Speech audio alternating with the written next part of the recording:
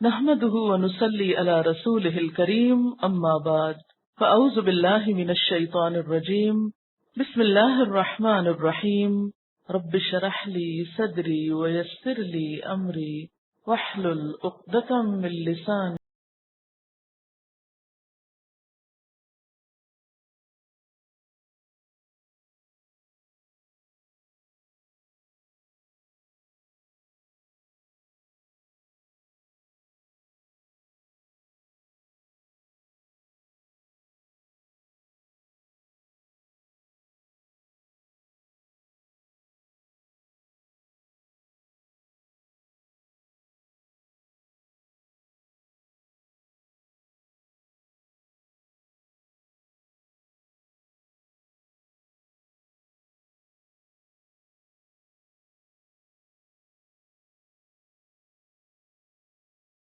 جس نے تمہارے لیے کشتیوں اور جانوروں کو سواری بنایا تاکہ تم ان کی پشت پر چڑھو، اور جب ان پر بیٹھو تو اپنے رب کا احسان یاد کرو اور کہو کہ پاک ہے وہ جس نے ہمارے لیے ان چیزوں کو مسخر کر دیا، ورنہ ہم انہیں قابو میں لانے کی طاقت نہ رکھتے تھے، اور ایک روز ہمیں اپنے رب کی طرف پلٹنا ہے۔ والذی خلق الازواج کلھا، وہی جس نے تمام جوڑے پیدا کیے، ازواج پیدا کیے۔ ازواج کا لفظ انواع و اقسام کے لیے بھی آتا ہے۔ ایک تو یہ کہ ہر چیز کو جوڑا جوڑا پیدا کیا، نر مادہ کی شکل میں پیدا کی، پھر دوسرے ایک دوسرے کے مخالف پیدا کیے، پھر تیسرے اصناف اور اقسام کی شکل میں پیدا کیا، یعنی جیسے پھولوں کی بے شمار اقسام، پھلوں کی بے شمار اقسام، سبزیوں کی بے شمار اقسام۔ وَجَعَلَ لَكُم مِّنَ الْفُلْكِ وَالْأَنْعَامِ، اور اس نے بنایا تمہارے لیے کشتیوں میں سے اور مویشیوں میں سے کیا؟ سواری کی چیزیں۔ ما ترکبون، جن پہ تم سواری کرتے ہو۔ اب آپ دیکھیں دو چیزوں کا ذکر ہے، ایک جانوروں کا ذکر ہے اور ایک کشتیوں کا ذکر ہے۔ جانور تو اللہ تعالیٰ نے براہ راست خود پیدا کیے، لیکن کشتیاں مین میڈ ہوتی ہیں، یعنی سواری کی دونوں قسمیں یہاں ذکر کر دی گئی۔ نبی صلی اللہ علیہ وسلم کے دور میں جب یہ قرآن اترا تھا اس وقت سواری کے دو ہی ذرائع تھے، یا جانور اور یا پھر کشتیاں، اور آج کشتیوں کے علاوہ خشکی پہ چلنے والی چیزیں بھی ہیں اور ہوا میں اڑنے والی سواریاں بھی ہیں۔ اب یہاں اللہ تعالیٰ فرما رہے ہیں وَجَعَلَ لَكُمْ، اس نے تمہارے لیے بنائی ہیں یہ کشتیاں اور مویشی۔ ہم کہہ سکتے ہیں کہ ہاں اونٹ اور گھوڑے اللہ تعالیٰ نے بنائے ہیں یا بیل، لیکن کشتیاں تو ہم نے بنائی ہیں، گاڑیاں تو ہم نے بنائی ہیں۔ کیا خیال ہے آپ کا؟ گاڑی بنانے کے لیے دو چیزیں چاہیے، ایک تو وہ سامان چاہیے جس سے گاڑی تیار ہوتی ہے، دوسرے عقل اور طاقت چاہیے۔ تو یہ دونوں چیزیں کس نے دی؟ یہ بھی اللہ نے دی۔ اس لیے اگر وقتی طور پر انسان نے کوئی چیز جوڑ توڑ کے کسی شکل کی بنائی بھی ہے تو یہ اس کا اپنا ذاتی کمال نہیں، اللہ ہی کے دی ہوئی عقل اور اللہ ہی کے دیے ہوئے اسباب سے اس نے یہ سب کچھ تیار کیا۔ اب یہ سواریاں تو دیں، اب تمہیں کیا کرنا ہے؟ لِتَسْتَبُوا عَلَى ظُهُورِهِ، تاکہ تم چڑھ بیٹھو اس کی پیٹھ پر۔ تستبو کا مطلب ہے تستقروا، تستعلوا، جم کے بیٹھ جاؤ، چڑھ جاؤ، ٹک کے بیٹھ جاؤ۔ عَلَى ظُهُورِهِ، اس کی پشت پر، یعنی جیسے گھوڑے کی پشت پر یا اونٹ کی پشت پر، اور کشتی کا جو تختہ ہے یا بیٹھنے کی جگہ ہے وہ اس کی بھی پشت بنتی ہے نا۔ پھر بیٹھ کے کیا کرو؟ ثم تذکروا نعمت ربکم، پھر یاد کرو اپنے رب کی نعمت کو۔ کون سی نعمت؟ کہ اس نے ہم پر کتنا احسان کیا کہ یہ سواریاں بخشیں، ورنہ یہ سب فاصلے پیدل طے کرنے پڑتے، خود چل کے جانا پڑتا۔ اس لیے ثم تذکروا نعمت ربکم اذا استویتم علیہ، جب تم اس پر سوار ہو بیٹھو، اچھی طرح برابر ہو جو۔ تستبو کا لفظ سوا سے، سوا کس کو کہتے ہیں؟ برابر ہونا، یعنی بیلنس طریقے سے بیٹھو، یہ نہیں کہ ایک طرف کو لڑکے ہوئے ہو، یعنی اچھی طرح ٹک کے اعتدال کے ساتھ جم جاؤ۔ تو پھر کیا کرو؟ اللہ کی نعمت یاد کرو، اور وَتَقُولُوا، اور تم کہو کیا؟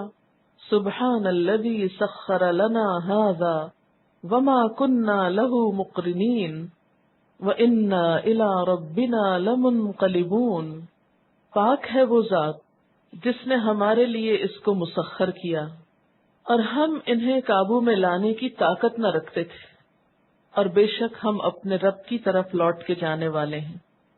سب سے پہلے اللہ تعالیٰ کی حمد و ثنا، سبحان الذی، پھر اس سواری کی طرف توجہ کرنا کہ سخر لنا ھذا، جس نے یہ سب کچھ ہمارے کنٹرول میں دیا۔ آپ دیکھیں کہ ایک انسان اونٹ سے کتنا چھوٹا ہوتا ہے، یا گھوڑے کے مقابلے میں اس کی طاقت کتنی کم ہوتی، لیکن کس طرح یہ دونوں فرما بردار ہو کر انسان کے سامنے کھڑے رہتے ہیں۔ اگر یہ شیر چیتے کی طرح ہوتے تو بھلا ہم ان پہ سواری کیسے کرتے، خواہ وہ کتنے ہی تیز رفتار ہوتے، ہم ان پہ بیٹھ نہیں سکتے تھے۔ تو کس نے ان کے اندر اتنی تابع داری ڈالی کہ یہ ہمارے سامنے کھڑے رہیں کہ ہم ان پہ چڑھ بیٹھیں، اور پھر یہ ہمیں لے کے جہاں ہم چاہیں وہاں جائیں، اپنی مرضی سے ادھر ادھر نہ بھاگ جائیں۔ ان کا کنٹرول بھی ہمیں دیا، یہ کتنی بڑی نعمت ہے اس کی۔ اور آپ نے دیکھا ہوگا بعض اوقات ایک بچہ اونٹوں کی ایک قطار لے کے چل رہا ہوتا ہے، وہ سب اس کے پیچھے پیچھے جا رہے ہوتے ہیں۔ تو یہ سب کچھ اللہ کا احسان ہے۔ سخر لنا ھذا، اس نے اس کو ہمارے لیے مسخر کیا۔ وما كنا له مقرنین، اور ہم ان کو قابو میں لانے والے نہ تھے۔ مقرن جو ہے یہ اقران سے ہے۔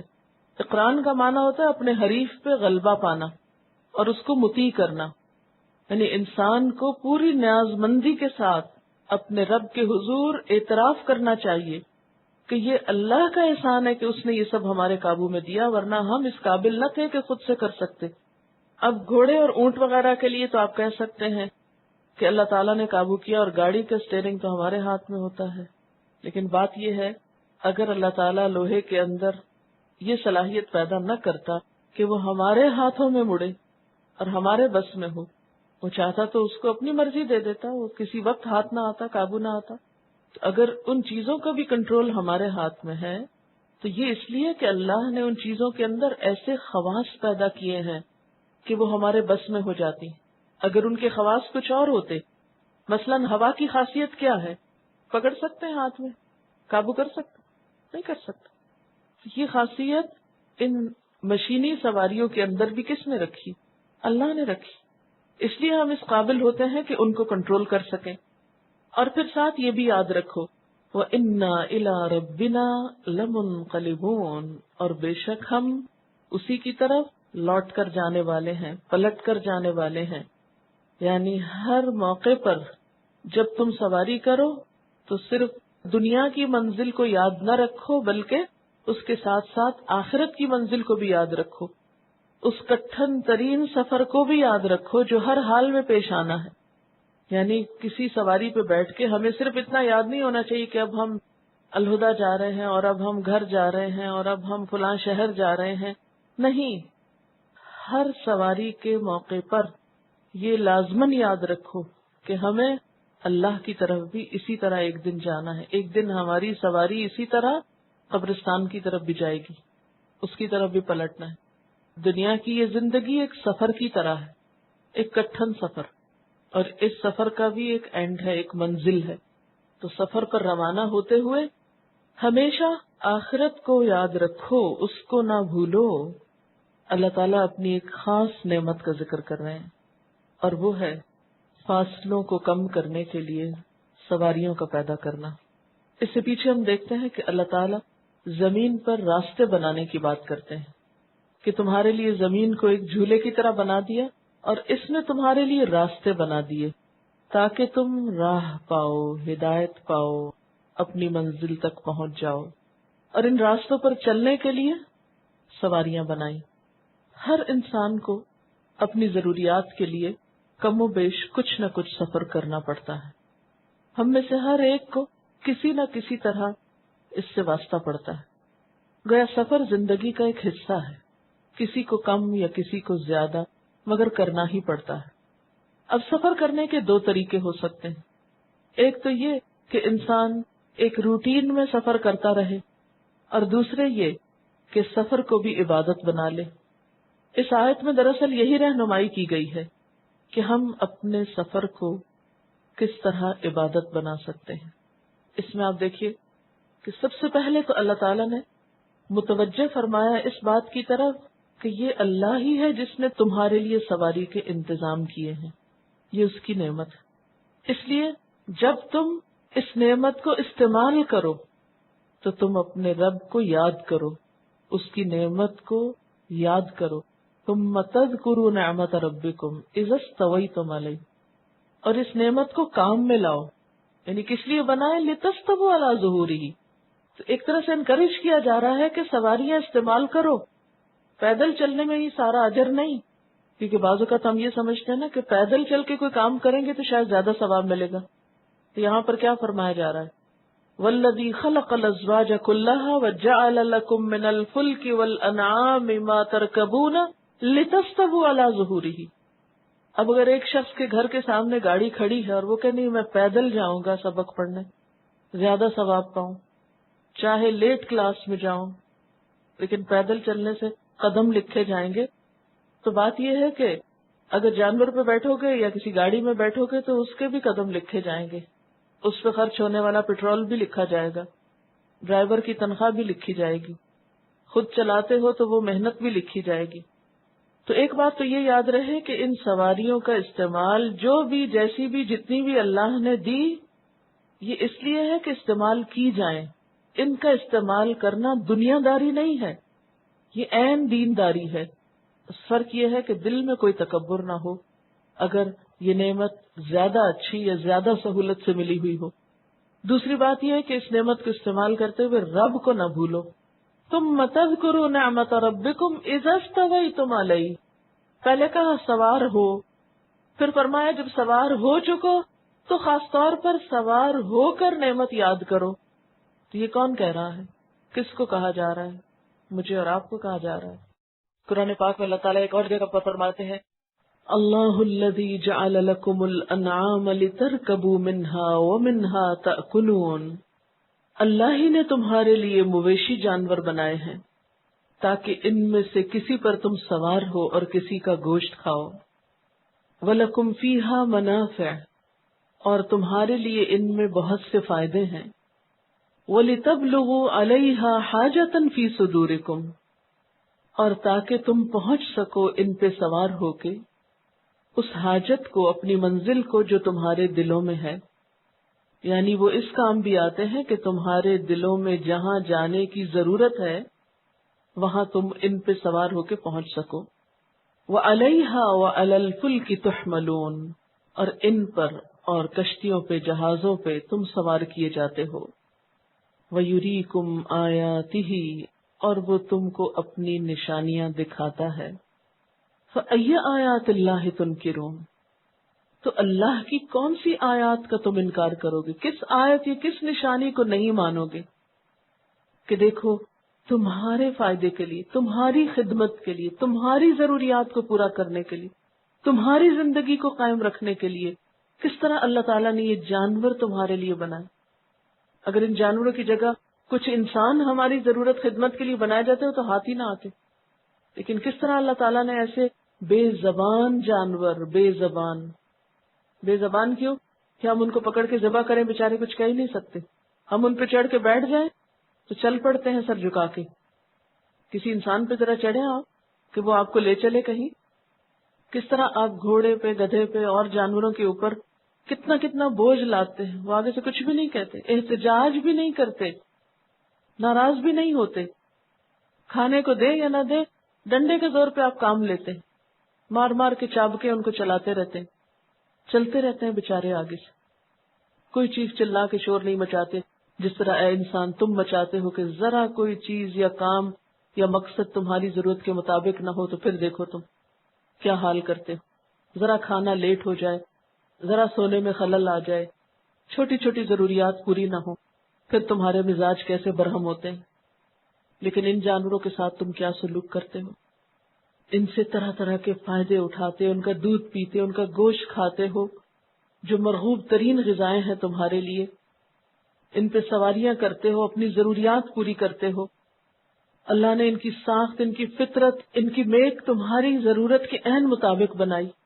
ان کو اتنا اسٹیمنا دیا، اتنی طاقت دی کہ وہ تمہارے بوجھ اٹھائیں اور تمہارے لیے وہ ساری چیزیں فراہم کریں جو تمہیں ضرورت ہے. اور نہ صرف یہ کہ یہ مویشی جانور بلکہ کشتیاں بھی جن پہ تم سوار ہوتے ہو.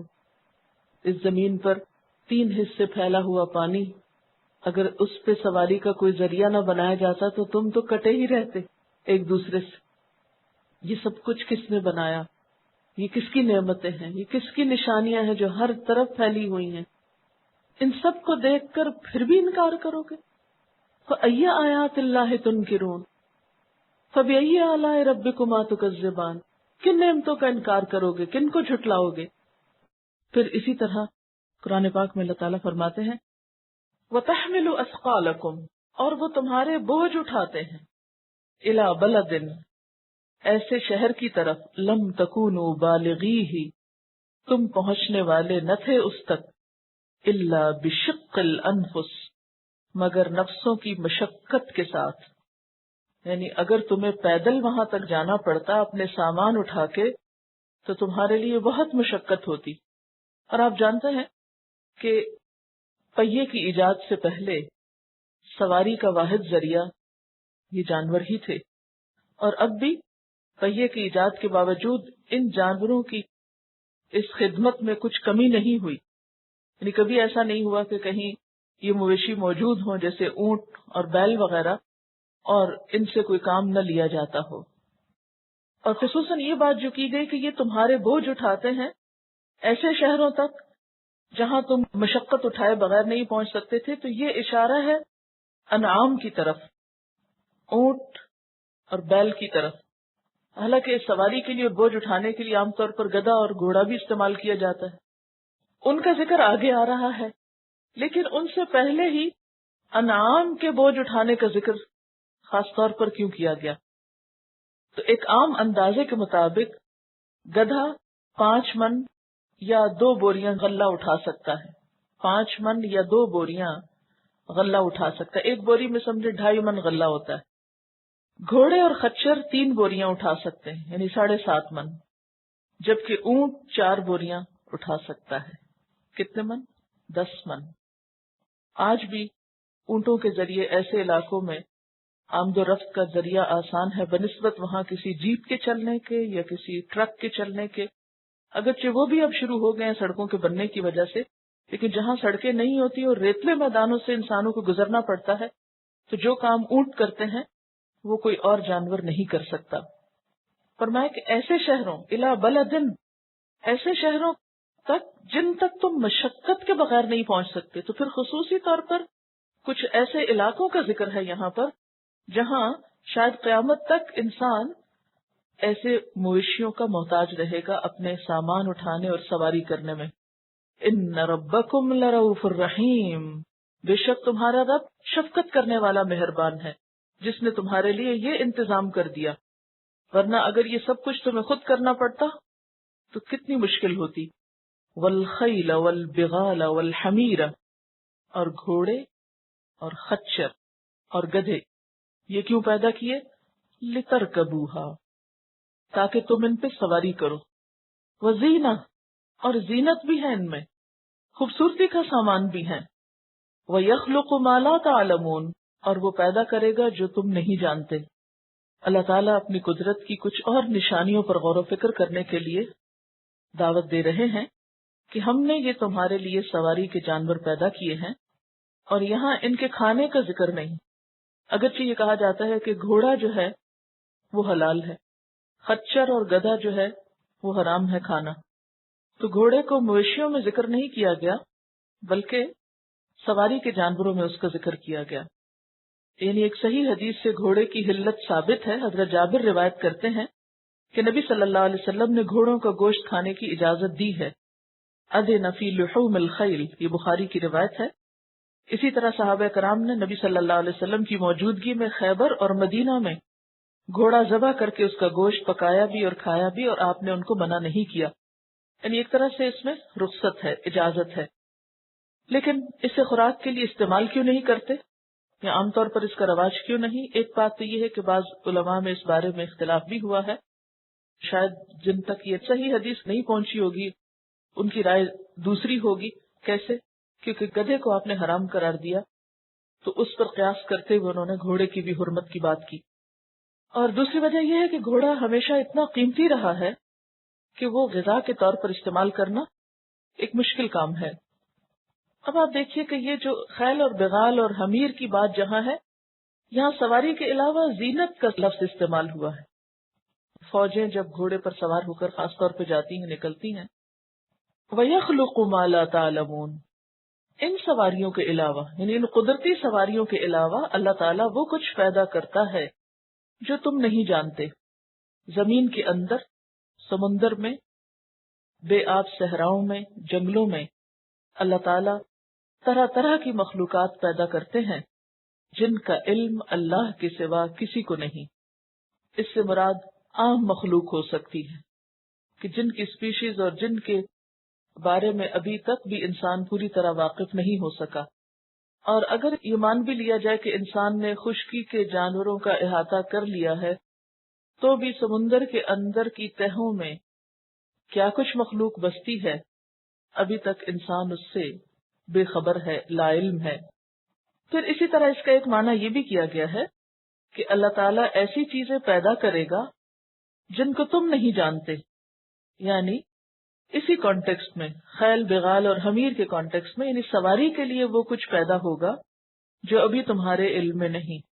اور ہر دور کے لوگوں کے لیے یہ آیت ریلیونٹ ہے کہ مثلا 100-200 سال پہلے اگر صرف ریل اور دوسرے پہیے کی قسموں کی سواریاں تھی، اب اس کی نوعیت بدل چکی، فاسٹ ٹرینز کے علاوہ جہاز اور دیگر چیزیں جو ہیں روز بروز ایجاد ہو رہی ہیں۔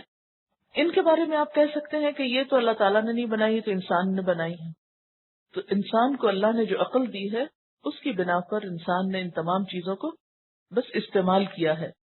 ساری سائنس قدیم سے لے کر جدید زمانے تک سب لوگ مل کر بھی نہ لوہا بنا سکتے ہیں اور نہ پانی بنا سکتے ہیں، نہ ہوا تیار کر سکتے ہیں۔ اگر ان چیزوں کو ملا کر کوئی نئی چیز ایجاد کرتے ہیں تو اس کی نسبت بھی پھر اللہ تعالیٰ ہی کی طرف ہوگی، کیونکہ اس کے دیے ہوئے میں سے ہی سب کچھ بن رہا ہے۔